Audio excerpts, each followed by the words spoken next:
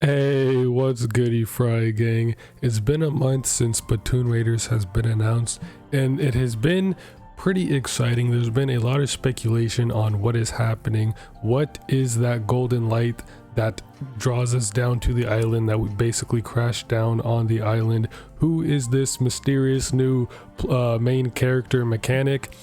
And what is that big ass eye at the end of the trailer that opens up? It's like a huge squid eye. There's a lot of different questions, but that is not what today's video is about. I wanted to talk more about Splatoon Raiders as a whole and what it means for the series and why it is actually a very important thing that Splatoon Raiders is happening. Not Raiders specifically, but a spin-off, which just so happens to be Raiders.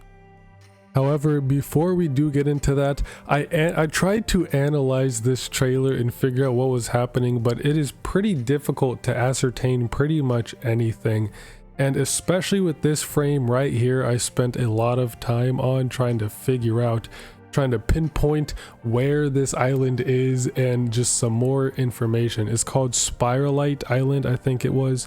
And we can obviously see here it is circled on a map. Now, if you look at the map of the entirety of Incadia, it's nowhere to be found. I tried to cross-reference, I couldn't find anything, especially on the right over here, this like archipelago sticking out. I tried looking for that on the Incadia map.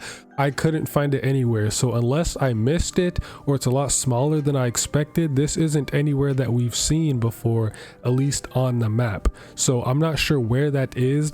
And then for the article right here, I tried to decipher this. This can actually be deciphered. There is a script. So I'm going to play a section of one of my previous videos to kind of explain what scripts are and how to decipher this. And the Combo logo uses the Deep Sea Stencil script. Now, throughout the entire Splatoon series, there are different scripts, which are basically different writing styles and alphabets for the different languages throughout the series. And almost all of the Inkling and Octoling language we've seen throughout the games have been deciphered and translate to a real language in the games that could be translated to English. And this article right here uses the serif script, but when you use the script to decipher, nothing here makes any sense. Like the red text, the header of the red text near the bottom right, it's just a bunch of letters, and I imagine it's the same for the text underneath it. I didn't bother deciphering that, but like the header right there doesn't really even say anything, just a bunch of letters. And even the text on the left side that uses this script, that doesn't really say anything either, just a bunch of letters. So I don't think Nintendo actually expected anyone to try to decipher this article to see what it says. So it was kind of disappointing to find out that it doesn't really say anything or give us any information on pretty much anything at all. Now, moving on from that and on to the new mechanic, I think her name was kind of like pieced together by the community, but I can't really remember what it is right now. So I'm not exactly sure what her name is. It's not really important right now, but I did notice, and it got me thinking, she has like a makeshift splatter shot and ink tank. So this kind of leads me to believe that this island might actually have like a tribe of Inklings or Octolings, or Inklings and Octolings, that all live together on this island, and it's so far removed and disconnected from the mainland, and therefore the main Inkling and Octoling society in Incadia, like Splatsville and Inkopolis and all of that. So like the tribe here on this island is more primitive and like hunter-gatherer, and this mechanic specifically, they could be one of many, but at least this one is like a scavenger or a salvager. They go off onto the beaches and other areas of the islands to see if any like materials have washed ashore, and then they make their own weapons and stuff out of it, as you could see here with the kind of like soda bottle as the main body of the splatter shot, and then like a funnel as the nozzle. It's really cool, and it's the makeshift ink tank. So it kind of leads me to believe that this island has some like far removed, not so technologically advanced section of the Inkling and Octoling Society, kind of like North Sentinel Island, if y'all know about that. North Sentinel Island, real quick, is an island off of India, I'm pretty sure. I'll have a correction on screen. I don't remember where it's at, but basically this island is notoriously infamous for its tribe here. North Sentinel Island holds a tribe of indigenous people who are completely removed from the entire rest of the world in terms of technology and culture and whatever else. And anyone who ever tries to visit this island is like attacked by these people and killed by them. So people have tried to go to North Sentinel Island and colonize and assimilate, but have failed every single time. So this is like the one place on Earth that is just completely untouched. Like this tribe is completely removed, hundreds of years removed from the entire rest of the world, and it's pretty interesting. So if you do want to learn more about North Sentinel Island, I highly recommend watching this video by Brew. Amazing channel, very informative and entertaining. I will link in the description. If you want to learn more, go and watch that. Now onto the main topic of this video. I know it took me 5 minutes to get here, but bear with me. The main topic of the video is pretty much how important Splatoon Raiders is to the series. Splatoon, we all know, has been a popular series for a long time now, ever since Splatoon 2. It was pretty popular back in Splatoon 1, but it really did explode with, you know, the Switch being pretty much still new by the time Splatoon 2 released, and with the Switch being such a huge hit of a console, naturally Splatoon, an already popular and known franchise, is going to get even bigger. So it really exploded with Splatoon 2 and only got more popular with Splatoon 3. By then, we already know Splatoon has gotten so many different kinds of exposure through other media with cameos and countless other games and shows. It's got its own manga series. It's got its own just vast amounts of merch. I don't think I've ever seen a series with as much merch as Splatoon has. And Splatoon was, it was a hit. It really was a hit. Nintendo tried something new with the Wii U, and it worked. They tried a brand new IP. They had their own take on the shooter genre, and it took off. So it's not easy to do that in the modern day, to just start up a whole new brand new IP and have it be that popular that quickly. But Splatoon's really proved itself as like a mainstay in the shooter genre. Now it's typically removed from the rest of the shooter genre. You're not going to ever see it at any like big tournaments like Evo and whatnot, like other shooters like Valorant and Apex Legends and all of that, Fortnite, whatever else. That's mainly just because Nintendo, they love their copyright and are very stingy with their IPs.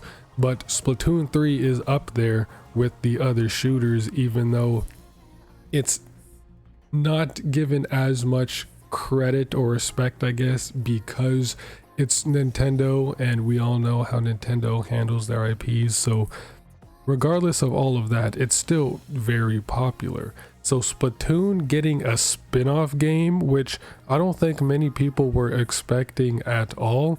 I didn't think Splatoon would ever get a spin-off, as I didn't really see how you could make a spin-off of it, considering its main appeal is the online 4v4 multiplayer. So I didn't really see how they could make a spin-off out of that, but it looks like it's working. It looks like Splatoon Raiders is going to be like an adventure type of game, a single player adventure type of game, which is very cool. Now Splatoon getting this spin-off is a big deal because it means like Splatoon is big enough to where it can have spin-offs and stuff like this. So this means we could get Splatoon games in other genres, and Splatoon would just grow even bigger, perhaps have like cameos and collabs in other games. It's, who knows, maybe we'll have like a spin-off series out of Splatoon. Maybe Splatoon Raiders could be its own like mini series, kind of like how Metroid Prime kind of branched out from the main Metroid games, and it's its own like little storyline with Prime 1, 2, 3, and 4, and potentially 5. So maybe we could get a Splatoon Raiders 1, 2, 3, 4, kind of like we have a Splatoon 1, 2, and 3. That would be very cool. Though we could get Splatoon games in other genres. Maybe at some point we'll have like a Splatoon platformer or a Splatoon puzzle game or even a Splatoon fighting game. How would a Splatoon fighting game even work? I have no idea, but Inkling made their way into Smash, so Splatoon fighting isn't really that far off. It's not that too far-fetched to think, and we could just use different weapons for different attacks, just like how it's used in Smash. But Splatoon could branch out into so many other different genres and become a big hitter and like a well-known gaming series, gaming franchise, not just, you know, as a shooter or as a Nintendo IP, but just overall in the grand scheme of gaming in general. Splatoon could really make a name for itself if Raiders pops off, and I think it will, because it's a brand new fresh take on the series. One, it's going to be on the Switch 2, which is already on track to being I think the fastest selling console of all time. Don't correct me on that. I know it is close to, if not already breaking a record or something in sales. But so Splatoon Raiders is already going to get a massive amount of exposure and sales just because it's on Switch 2, and with how long Splatoon has been around, 15 years.